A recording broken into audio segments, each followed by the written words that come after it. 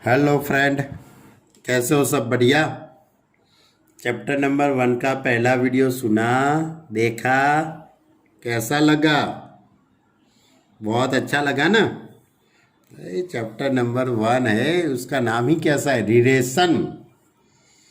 Relation, बराबर, and function. मैं ऐसा सोच रहा हूँ कि आप लोगों ने बहुत अच्छी तरह से वीडियो देखा होगा और समझा होगा। अब आपके पास रिलेशन क्या है वो भी मालूम पड़ गया। हमारा जो एक्सरसाइज 1.1 है उसमें एक्सरसाइज 1.1 के अंदर 3 टाइप के सम है। एक रिफ्लेक्सिव रिलेशन जिसमें ऑर्डर पेयर के दोनों एलिमेंट इक्वल होने चाहिए, यानी 1 1 2 2 3 3 5 5 ऐसे एलिमेंट आने चाहिए, तो हम रिफ्लेक्सिव रिलेशन कहते हैं। उसके बाद सिमेट्रिक रिलेशन। सिमेट्रिक के अंदर a b belongs to R, this implies b a belongs to R. तो आर जो रिलेशन है उसको हम सिमेट्रिक कहते हैं। और तीसरा जो मेथड थी वो ट्रांजेक्टिविटी की थी। ट्रांजेक्टिव रिलेशन किसको कहते हैं? तो ए का बी के साथ रिलेशन है, बी का सी के साथ रिलेशन है, तो ए का सी के साथ रिलेशन बनना चाहिए, उसको हम ट्रांजेक्टिव रिलेशन कहते हैं, बराबर। यानी कि कोई भी रिलेशन सिमेट्रिक, ट्रांजेक्टिविटी और रिफ्लेक्सिविटी तीनों को सेटिस्फाई करता है, उसको हम इक्विवेलेंस रिलेशन कहते हैं। उस रिलेशन को हम क्या कहते हैं? इक्विवेलेंस रिलेशन कहते हैं। ओके, तो हमारी जो एक्सरसाइज 1.1 के अंदर ये 3 रिलेशन की बात है, रिफ्लेक्सिव, सिमेट्रिक एंड ट्रांजेक्टिविटी। चलो, लास्ट लेक्चर के अंदर हमने एक्सरसाइज 1.1 का मैंने क्वेश्चन नंबर 1 स्टार्ट किया था। क्वेश्चन नंबर 1 के अंदर 6 सम की हमने बात की थी, उसमें 7th वाला टर्म था। 7th के अंदर ऐसी कुछ बातें थी कि सभी के अंदर वही करना है, determine whether the each of the following relation is reflexive, symmetric and transitive. यानी कि रिफ्लेक्सिव है, सिमेट्रिक है कि ट्रांजेक्टिविटी है, उसको आपको वेरीफाई करना है। इसके according relation R in the set A of human being in a town at a particular time given by। यानी कि कोई टाउन के अंदर बहुत सारे लोग रहते हैं, उसके बारे में ये सम है। इससे अलग अलग टाइप के 5 सम है। उसमें सबसे पहला हमने सम देखा था कि x Y such that x and y work at the same place. यानी कि 2 पर्सन एक ही जगह पे काम करते हैं, बराबर। X and y work at the same place, एक ही जगह पे 2 लोग काम करते हैं, उसके बारे में हमने पढ़ा था, या इसके बारे में हमने सबको समझाया था कि ये जो रिलेशन है वो रिफ्लेक्सिव भी रिलेशन है, सिमेट्रिक भी है और ट्रांजेक्टिव भी रिलेशन है। अब इसके अंदर ये दूसरा sum R is equal to x Y such that x and Y live in the same locality, एक ही जगह पे रहते हैं, live in the same locality. तो suppose let X Y Z belongs to R, कोई 3 पर्सन की बात करते हैं। X X belongs to R as X and X live in same locality. ये बात सही है, क्योंकि कोई भी पर्सन के बारे में हम सोचे तो सपोज ये मेरा एड्रेस और वही मेरा एड्रेस हो, यानी दोनों एक ही लोग हो, बराबर, तो उसका एड्रेस तो एक ही आने वाला है, यानी कि लिव इन सेम लोकालिटी। उसके बाद therefore relation R is reflexive. Suppose x Y belongs to R, this implies x and Y live in the same locality. जैसे कि कनु एंड मनु, बराबर, ये दोनों एक ही जगह पे रहते हैं, तो मनु एंड कनु भी एक ही जगह पे रहते होंगे, तो y and x live in a same locality. This implies yx belongs to R. Therefore relation R is symmetric relation, यानी कि ये रिलेशन सिमेट्रिक है. उसके बाद X Y belongs to R and Y Z belongs to R. तो x and Y live in the same locality and Y and Z live in same locality. Therefore X and Z also same locality, यानी कि दो पर्सनों का address same है. तो जैसे कि महेश भाई एंड कनु भाई का एड्रेस सेम है, तो कनु भाई एंड सपोज छगन भाई, वो दोनों एक ही सोसाइटी में रहते हैं. तो इसका मतलब ये है कि तीनों एक ही सोसाइटी में रहते हैं, तीनों एक ही सोसाइटी में रहते हैं, लिव इन सेम लोकालिटी. तो x and Z live in the same locality. X z belongs to R. Therefore this relation R is a transitive, यानी कि ये जो रिलेशन है पूरा सेम लोकालिटी वाला, ये रिलेशन सिमेट्रिक भी है, रिफ्लेक्सिव भी है और ट्रांजिटिव भी रिलेशन है. ओके, अब इसके अंदर एक और क्वेश्चन है, यानी कि thus the relation R is a reflexive, symmetric and transitive.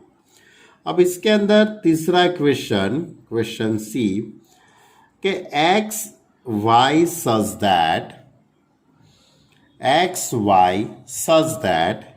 x is exactly 7 centimetre taller than y.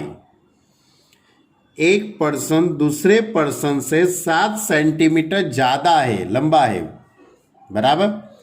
x and y, x is exactly 7 centimetre taller than y. यानी कि इसके बारे में मैं ऐसा भी आपको बता सकता हूं कि x is equal to y plus 7. ये कोई एक पर्सन है, ये दूसरा पर्सन है, इन दोनों की जो लेंथ है, उसकी जो हाइट है, उसके बारे में मैं ऐसा भी आपको कह सकता हूँ, यानी कि x minus y is equal to 7. इस तरह का है. तो इसके बारे में आपको सोचना है कि भाई ये वो रिफ्लेक्सिव होगा कि नहीं होगा. तो जैसे कि कोई भी पर्सन की लेंथ,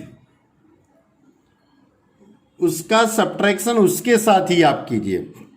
जैसे कि मेरी जो लेंथ है वो 120 सेंटीमीटर की है, तो मेरी जो लेंथ है वो मेरे साथ ही में उसका सब्ट्रैक्शन करूँ तो वो कभी भी 7 तो आएगी नहीं, यानी 7 से ज़्यादा तो होगी नहीं.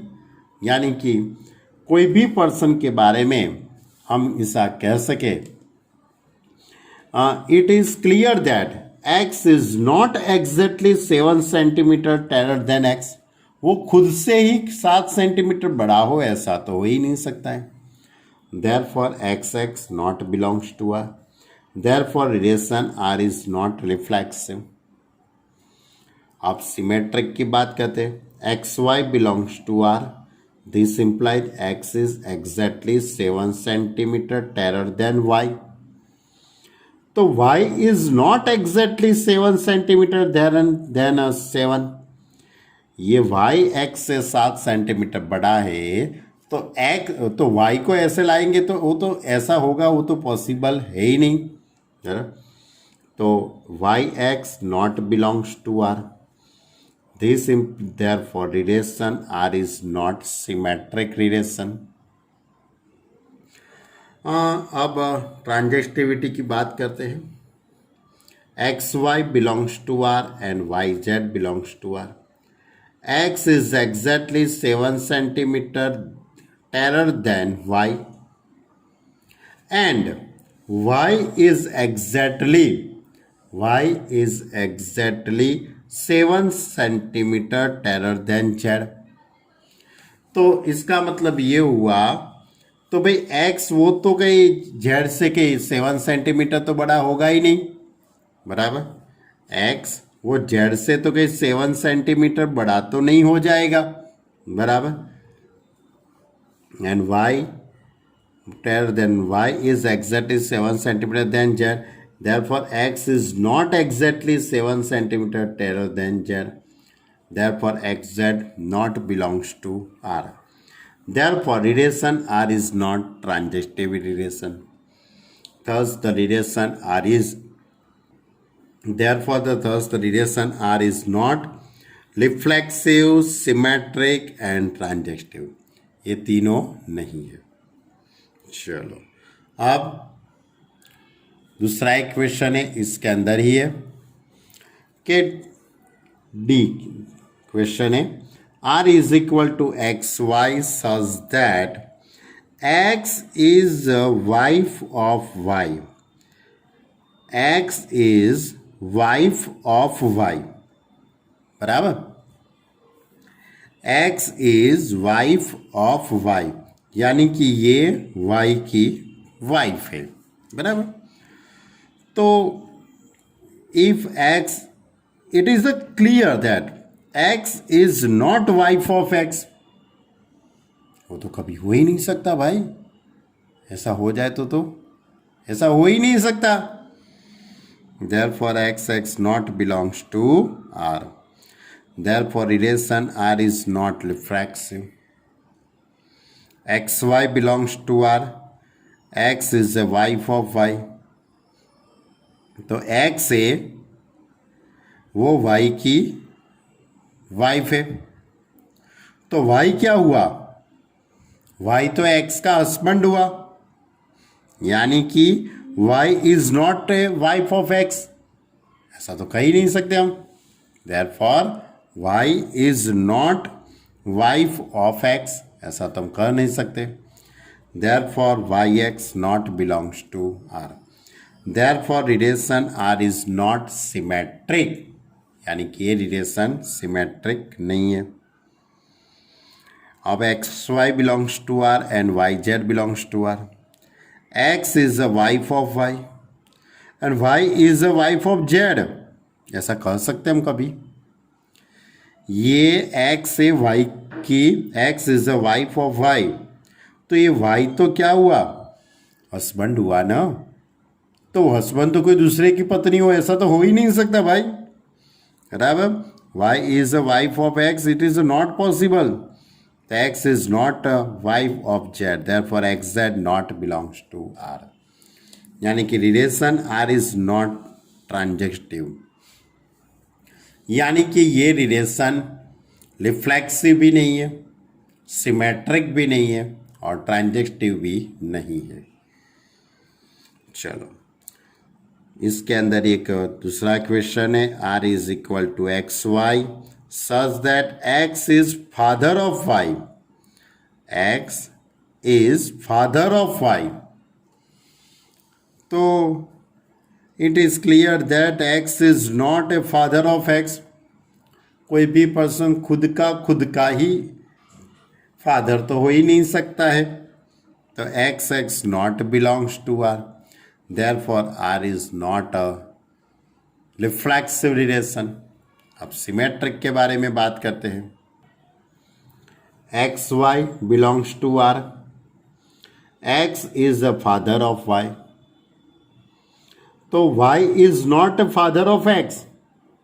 बोलो ऐसा कभी हो ही नहीं सकता है. सही बात है बच्चे लोग. yx not belongs to R. Therefore relation R is not symmetric. अब x y belongs to R and yz belongs to R. तो x is the father of y and y is the father of z. तो x is not a father of z. वो तो grand father हुआ. बराबर. दादाजी हुए वो तो. सोचो आप अच्छी तरह से. अपने को लिखना नहीं है लेकिन मैं बता रहा हूँ कि ऐसा हुआ क्योंकि x is the father of y. x है वो y के पिताजी है. y है वो z के पिताजी है. तो क्या हुआ? x is a grandfather of z हुआ. दादाजी हो गए वो तो. बराबर. तो x is not a father of x. Therefore xz not belongs to R. Therefore relation R is not transitive. यानी कि ये भी relation R is not reflexive, symmetric and transitive. रहा, तीनों का यहाँ पे पालन नहीं होता है। चलो अब आगे का question number 8। So that the relation R in the set R is a real number set defined as R is equal to AB such that A less than or equal to B square. R is equal to AB such that A less than or equal to B square is neither reflexive nor symmetric nor transitive। यानी कि ये जो relation है वो reflexive भी नहीं है, symmetric भी नहीं है और ट्रांजिस्टिव भी नहीं है, ऐसा आपको बताना है। तो obviously a b such that a less than और equal to b square R number real number set है, ये capital R is a real number set. It is clear that a less than और equal to a square is not a true for each A belongs to R, for each A belongs to R। Suppose मैं आपको कोई example दूँ, जैसे कि A is equal to 1/2। Suppose आपके पास A is equal to 1/2 है, बराबर, इस तरह से। तो A इज इक्वल टू 1/2, तो मैं A स्क्वायर करूँगा तो क्या होगा, 1/4 होगा। तो ये 1/4 बड़ा हो, ऐसा तो हो ही नहीं सकता है, ऐसा तो पॉसिबल ही नहीं है, बराबर, क्योंकि 1/2 बड़ा होता है, 1/4 तो छोटा होता है। तो इट इज़ नॉट पॉसिबल, यानी कि a is not belongs to R, therefore ये रिलेशन रिफ्लेक्सिव नहीं है। अब सिमेट्रिक की बात करते हैं हम, तो ए लेस देन और इक्वल टू बी स्क्वायर और b लेस देन और equal to a square, it is not possible. Suppose 3 less than 5, 5 का स्क्वायर 25 लेता हूँ, तो भी 5 लेस देन 3 हो, ऐसा तो हो ही नहीं सकता है, बराबर। सॉरी, मुझे गलत लिख दिया, a less than b square but b less than और equal to a square, it is not possible. ऐसा सोचना है। Suppose a is equal to 2 लेता हूँ, b इज इक्वल टू 5, तो क्या होगा, a लेस देन और इक्वल टू बी स्क्वायर, तो 2 लेस देन और इक्वल टू 25, यानी कि a b belongs to R. अब इसका उल्टा करते हैं, तो b लेस देन और equal to a square, b that is 5 less than और इक्वल टू a, यानी कि 4, ये तो पॉसिबल नहीं है, यानी कि b a is not belongs to R, बराबर। ऐसा आपको एक सम लेना हो तो ले सकते हो, आपको समझने के लिए, बराबर। तो यहाँ पे लिखा है कि आपको तो इस तरह से लिखना है, आपको कोई एग्जाम्पल दे के बताने की ज़रूरत नहीं है, आपको तो स्टैंडर्ड फॉर्म में लिखना है कि a लेस देन और equal to b square but b less than और equal to a square is not possible, therefore b a not belongs to R, therefore relation R is not symmetric. इसी तरह हम transitive के बारे में भी लिख सकते हैं कि a b c belongs to R, a b belongs to R and b c belongs to R. तो a लेस देन और equal to b square and b less than और इक्वल टू सी स्क्वायर, तो a less than क्या होगा, c⁴ हो जाएगा।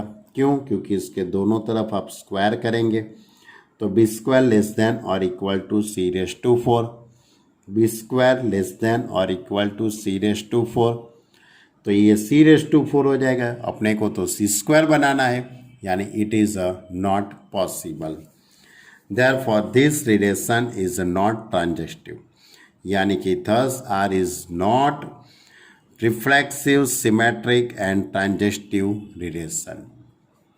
Clear, ये था हमारा क्वेश्चन नंबर 8। चलो आगे, check whether the relation R defined in the set 1 2 3 4 5 6 as R is equal to AB such that B is equal to A plus 1, R is equal to AB such that B is equal to A plus 1 is reflexive, symmetric और transitive. अब आपके पास relation ए के यानी कि set ए 1 2 3 4 5 6 इतने ही element आपको ध्यान में लेने हैं, 1 से 6 तक के एलिमेंट ही आपको ध्यान में लेने हैं। उसके पर से आपको ये जो रिलेशन दिया है वो सेट बिल्डर फॉर्म में है, इसको प्रॉपर्टीज फॉर्म में है, उसको आपको सेट बिल्डर फॉर्म में कन्वर्ट करना है। यानी कि हम पहले ए की जगह पे 1 पुट करेंगे, ए इज इक्वल टू 1 लेंगे तो b is equal to 1 plus 1 2 हो जाएगा। ए की जगह पे 2 पुट करते तो 2 प्लस 1 3 हो जाएगा। ए की जगह पे 3 पुट करते तो 3 plus 1 4। A is equal to 4 लेते तो 4 plus 1 5। A is equal to 5 लेते तो 5 plus 1 6। A is equal to 6 लेंगे तो 6 प्लस 1 7, बट 7 ये इसके अंदर नहीं है। देयरफॉर कितनी पेयर बनेगी? 1 2 2 3 3 4 4 5 5 6 इतनी पेयर ये रिलेशन के अंदर बनेगी। देखो यानी कि 1 2 2 3 3 4 4 5 5 6 इतनी पेयर बनती है। यहाँ पे आपको पहले रिफ्लेक्सिव की हम बात करते हैं तो रिफ्लेक्सिव के अंदर 1 1 होना चाहिए, 2 2 होना चाहिए, 3 3 होना चाहिए, 4 4 होना चाहिए, 5 5 होना चाहिए, 6 6 होना चाहिए। तो ऐसी कोई ऑर्डर पेयर इसके अंदर नहीं है। यानी कि it is clear that a is not equal to a plus 1, therefore a not belongs to R. This implies relation R is not reflexive relation. अब AB belongs to R. This implies A is equal to B plus 1. तो B is equal to A plus 1 हो, ऐसा तो possible होगा नहीं क्योंकि B is equal to तो A minus 1 हो जाएगा। जैसे कि 1 2 है तो उसका उल्टा 2 1 इसके अंदर होना चाहिए, पर ऐसा तो कोई इसके अंदर है नहीं। फिर 2 3 है तो उसका उल्टा 3 2 होना चाहिए, वो भी नहीं है। 3 4 उसका उल्टा 4 3 वो भी इसके अंदर नहीं है। यानी कि ये रिलेशन इज नॉट सिमेट्रिक। अब ट्रांजिस्टिविटी की बात करते हैं हम, तो a b belongs to R and b c belongs to R. तो A इज इक्वल टू बी plus 1 and B is equal to C plus 1। तो A is equal to B, यहाँ पे B की जगह पे C प्लस 1 पुट करूँगा तो C प्लस 2 हो जाएगा, C प्लस 1 होता नहीं है। यानी कि AC is not belongs to R, therefore relation R is not transitive relation. यानी कि ऐसा भी मैं कह सकता हूँ कि 1 का 2 के साथ रिलेशन है, 2 का 3 के साथ रिलेशन है, लेकिन 1 का 3 के साथ यहाँ पे कोई रिलेशन नहीं बनता है। और दूसरा भी 3 का 4 के साथ रिलेशन है, 4 का 5 के साथ है, लेकिन 3 का 5 के साथ रिलेशन नहीं है। देयरफॉर ये भी ऐसे भी आपको एग्जाम्पल देके बताना हो तो बता सकते हो, नहीं समझने के लिए बताना नहीं, लिखना तो आपको इसी तरह है। आपको होमवर्क के अंदर या तो एग्ज़ाम के अंदर आपको इसी तरह लिखना है, इसमें आपको कोई चेंजिंग करना नहीं है। चलो आगे का question. So that the relation R defined as R is equal to a b such that a less than और equal to b is reflexive and transitive, but not symmetric. Clear? R is equal to AB such that A less than or equal to B. AB belongs to R. R is a real number set. Let ABC belongs to R, where R is the set of the real number. A is equal to A, which is true. तो A belongs to R, this imply relation R is reflexive relation, यानी कि 1 1 2 2 3 3 ऐसी pair इसके अंदर आ सकती है। क्यों? क्योंकि आपका जो रिलेशन है उसमें लेस देन और इक्वल टू है, लेस देन और इक्वल टू है, इसलिए। अब सिमेट्रिक की बात करते हैं। तो a b belongs to R, this implies a less than और equal to b. A less than और इक्वल टू बी, तो मैं उसका उल्टा करूंगा, तो बी लेस देन और equal to a, which is not true. Therefore b a not belongs to R. Therefore relation are not symmetric, यानी कि ये रिलेशन सिमेट्रिक नहीं है। अब ट्रांजेक्टिव की बात करते हैं। A b belongs to R and b c belongs to R. A less than or equal to B and B less than or equal to C. Therefore, A less than C, it is a true. Suppose 2 less than 5, 5 less than 7, तो 2 less than 7 कह सकते हम, it is a true every real number के लिए। Therefore, A less than or equal to C. Therefore, AC belongs to R. Therefore, relation R is transitive. Thus, the relation R is a reflexive and transitivity but not symmetric, यानी कि ये relation reflexive था, transitive था, लेकिन symmetric नहीं था। चलो अभी भी एक और क्वेश्चन है ऐसा ही, उसमें भी आपको ऐसा ही करना है। Check whether the relation R is defined AB such that A less than or equal to BQ. A less than or equal to BQ is a reflexive, symmetric और transitive. आपको वेरीफाई करना है भाई लोग कि भाई ये रिफ्लेक्सिव रिलेशन है, सिमेट्रिक है कि ट्रांजिस्टिव है। तो AB belongs to R, suppose AB simply is a real number. तो पहले मैं रिफ्लेक्सिव की बात करता हूँ। तो it is clear that for every real number a less than or equal to a cube हो, which is not possible। तो इसके लिए मैंने आपको बताया था, सबसे बड़ा इसके लिए एग्जाम्पल आपको देना है, तो a इज इक्वल टू 1/2 लिख लीजिए। a इज इक्वल टू 1/2, तो a cube is equal to 1/8 हो जाएगा। तो भाई इन दोनों में बड़ा कौन होगा? 1/2 होगा। तो 1/2 लेस देन और equal to 1/8, it is not possible, यानी कि a लेस देन और इक्वल टू a क्यूब हो, it is not possible. Therefore relation R is not reflexive. ये लिखा है ना, ये भी एक लिख सकते हो आप, बराबर, ये भी एक सम अच्छा है।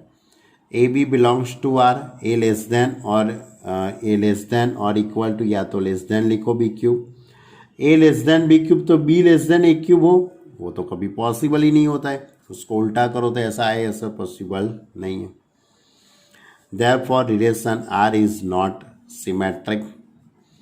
अब a b belongs to R and b c belongs to R. A less than और equal to b cube and b less than और equal to c cube. A less than और equal to b cube and b less than और equal to c cube, यानी कि a less than और equal to b cube and b less than और equal to c cube. अब इसके दोनों तरफ क्यूब करेंगे तो यहाँ पे कितना हो जाएगा? 9 हो जाएगा। वो तो इसके दोनों तरफ आप क्यूब करेंगे तो क्या होगा? 3 3 ज़ा 9 हो जाएगा, बराबर।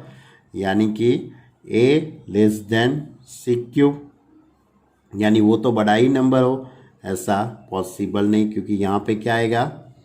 रेस टू 9 हो जाएगा ना, इट इज़ नॉट पॉसिबल। यहाँ पे गलती है, थोड़ा 9 करना है, तो वो तो सी क्यूब जितना तो होगा ही नहीं, यानी कि a c not belongs to R. Therefore this relation R is not transitive. Clear? यानी कि ये रिलेशन सिमेट्रिक भी नहीं था, ट्रांजिटिव भी नहीं था और रिफ्लेक्सिव भी नहीं था। चलो आगे का क्वेश्चन। हाँ, इस तरह से है। So that the relation R in the set 1 2 3 given by r is equal to 1 to 2 1 is symmetric but neither reflexive nor ट्रांजेक्टिव। यानी कि a इज इक्वल टू 1 2 3 है, उसके पर का ये रिलेशन आपको दिया है। 1 2 3 पर का एक रिलेशन ऐसे आपको डिफाइंड करके दिया है 1 2 एंड 2 1। तो फॉर और a belongs to r, a not belongs to r, 1 1 not belongs, इसमें 1 1 नहीं है, 2 2 नहीं है, 3 3 नहीं है।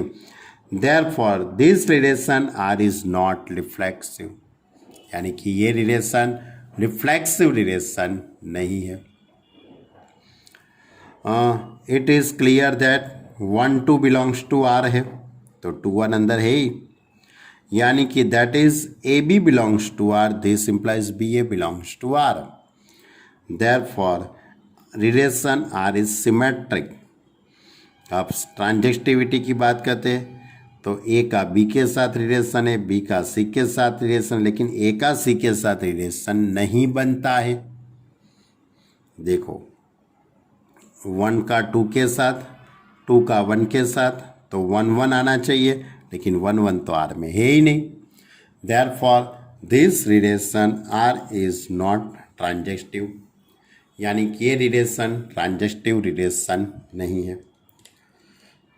सभी सम एक ही टाइप के हैं बच्चे लोग, आपको शांति से इसको समझना है और कुछ नहीं है, बराबर। एक ही मेथड से आपको सभी सम लिखने हैं।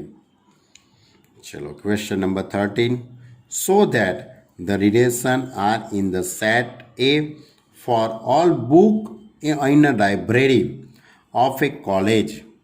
कोई लाइब्रेरी है, कॉलेज के अंदर लाइब्रेरी है, उसके बारे में है। Given by relation r is equal to x Y such that x and y have same number of pages in is an equivalence relation. ये जो रिलेशन है वो इक्वावेलेंस रिलेशन है, ऐसा आपको प्रूव करना है। यानी कि एक लाइब्रेरी है, लाइब्रेरी के अंदर बहुत सारी बुक्स है, लेकिन उसमें से कौन सी बुक आपको ध्यान में लेने की है जिसके pages, number of pages equal हो, बराबर। नंबर ऑफ पेजेस कैसे होने चाहिए? Equal. X and y have same number of pages, लिखा है ना रिलेशन। रिलेशन कौन सा है? X and y have same number of pages. तो सपोज ये पूरा सेट ए है, ये रिलेशन आर लिखना है। It is clear that the number of pages x of x book and x book have same. यानी मैथमेटिक्स की टेक्स्ट बुक लो, फिर से वही किताब लेंगे आप, तो क्या होगा? दोनों के पेजेस तो सरखे समान ही होंगे ना, इक्वल ही होंगे, बराबर। क्योंकि मैथमेटिक्स का आप स्टैंडर्ड 12 का पार्ट 1 लो, फिर से आप वही किताब लो, तो क्या होगा? दोनों के पेजेस तो इक्वल ही होने वाले हैं। Therefore x belongs to a, this implies x belongs to r, this implies relation r is reflexive.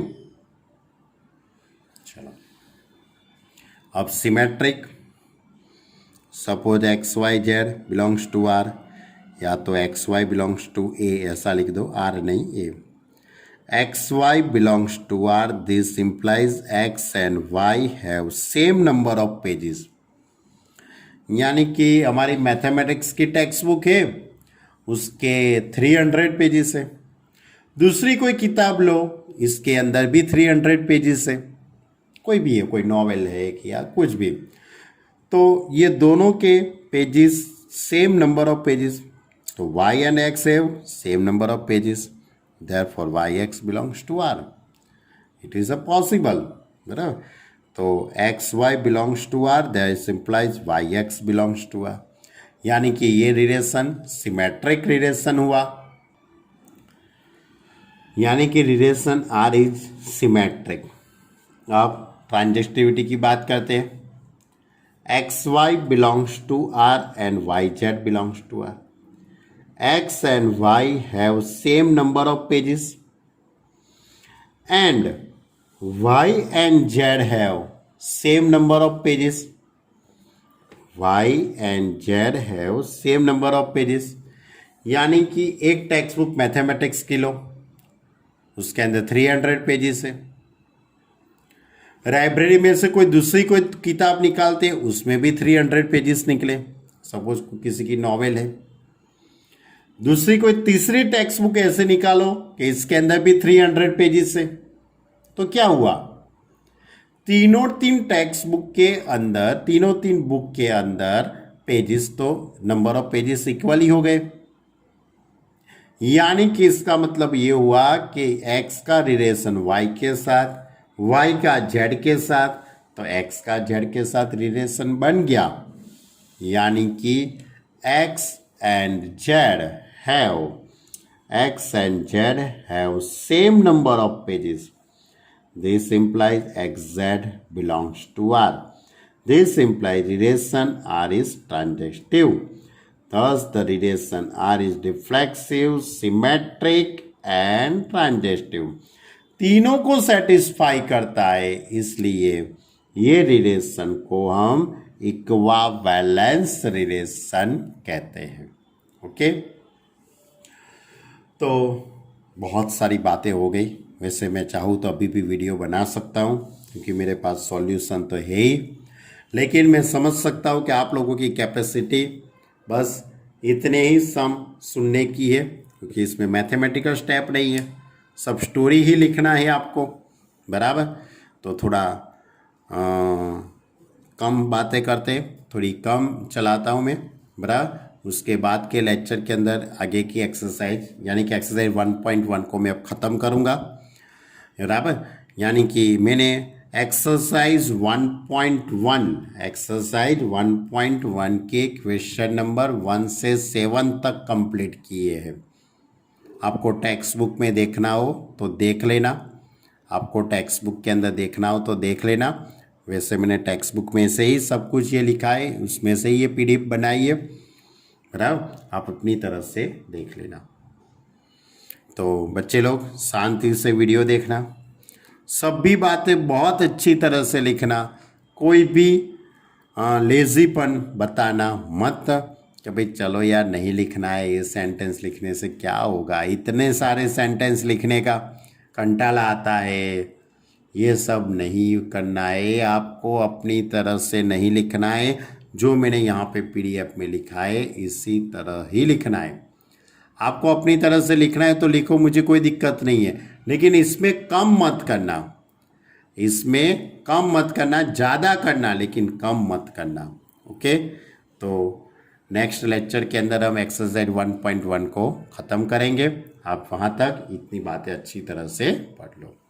Okay student, bye.